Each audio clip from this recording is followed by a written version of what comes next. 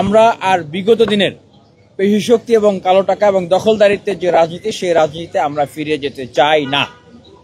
এই ডাকসুর মাধ্যমে আমরা ঢাকা বিশ্ববিদ্যালয়কে আমরা একটা একাডেমিক এক্সেলেন্সির জায়গায় নিয়ে যেতে চাই।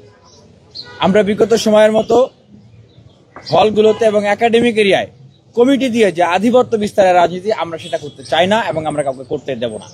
শিক্ষার্থীদেরকে আমরা এটি কমিটমেন্ট দিচ্ছি।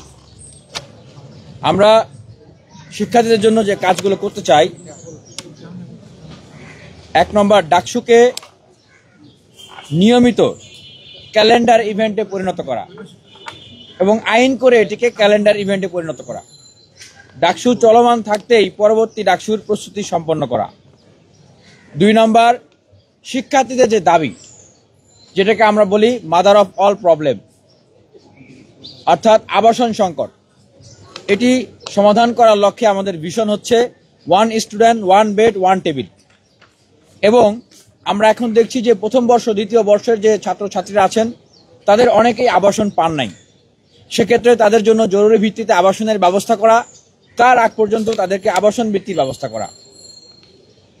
এবং হলগুলোতে ছাত্র এবং ছাত্রীদের যে হল আছেন, হলগুলোতে ছাড় পোকার যে উপদ্রব, এটা একটা মারাত্মক রকমের একটা সমস্যা, এবং মশার যে উপদ্রব, এটাও মারাত্মক একটা সমস্যা। এই সমস্যাগুলো দূরীভূত করার জন্য আমরা কাজ করব। RICL TMX, যুগের পর যুগ স্থাপনা থাকে মজবুত। 3 নম্বর, খাবারের মান উন্নত করা এবং প্রয়োজনে এক্ষেত্রে ভর্তুকির ব্যবস্থা করা।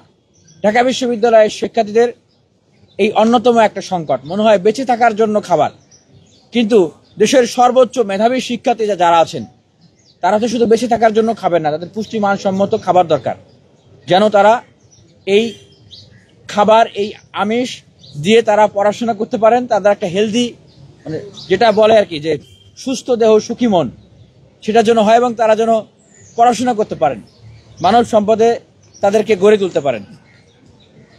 4 নম্বর, আমাদের যে আরেকটা গুরুত্বপূর্ণ vision, full free scholarship for every student.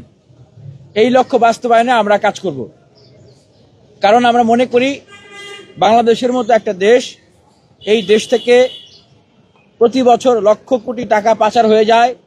এদেশের উন্নয়নের জন্য বিভিন্ন প্রজেক্ট, বিভিন্ন সেক্টরে হাজার হাজার লক্ষ লক্ষ কোটি টাকা বিনিয়োগ করা হয়, কিন্তু হিউম্যান রিসোর্স ডেভেলপমেন্ট, যেটা একটা দেশের উন্নয়নের সবচেয়ে গুরুত্বপূর্ণ চাবিকাঠি, বা যদি বলি একটা দেশের উন্নয়নের লাইফলাইন, সেটার জন্য আমাদের দেশে আমরা সেরকম গুরুত্বপূর্ণ কোনো ব্যবস্থা নিতে দেখি নাই।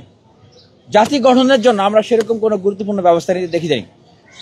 তাই আমরা মনে করি যে ঢাকা বিশ্ববিদ্যালয়ের শিক্ষার্থীদের একদম পূর্ণাঙ্গ বৃত্তির ব্যবস্থা করা, তারা খাবে কি দিয়ে, বই কিনবে কি দিয়ে, তাদের যে ভর্তির যে সংস্থান হবে কি দিয়ে, এই দুশ্চিন্তা যেন তাদেরকে করতে না হয়। কারণ আমরা দেখেছি যে খুব বেশি টাকার প্রয়োজন হয় না, কিন্তু টাকার অ্যামাউন্টটা অল্প, কিন্তু এই অল্প অ্যামাউন্টের টাকার জন্যই এই ছাত্রছাত্রীদেরকে দুশ্চিন্তা করতে হয়। কারণ বেশিরভাগ শিক্ষার্থীরাই নিম্নবিত্ত, নিম্ন মধ্যবিত্ত পরিবার থেকে এই ঢাকা বিশ্ববিদ্যালয়ে পড়াশোনা করতে আসেন। বেশিরভাগ শিক্ষার্থীরই বাবা মা মুরগি বেচে, ডিম বেচে বা কাজ করে তাদের সন্তানদেরকে তারা পড়াশোনা করানোর জন্য খরচ পাঠান। এটা ঢাকা বিশ্ববিদ্যালয়ের ছাত্রছাত্রীদের পরিবারের অন্যতম গুরুত্বপূর্ণ একটা বাস্তবতা। এবং শুরুতেই আমরা যে কাজটা করতে চাই, এটার জন্য শিক্ষার্থীদের জন্য যাদের অনার্স কমপ্লিট হয়েছে তাদের ইন্টার্নশিপের ব্যবস্থা করা, এবং মাস্টার্স হয়ে গেছে তাদের ইন্টার্নশিপের ব্যবস্থা করা, এবং on campus part time job এবং আউটসোর্সিং এর ব্যবস্থা করা।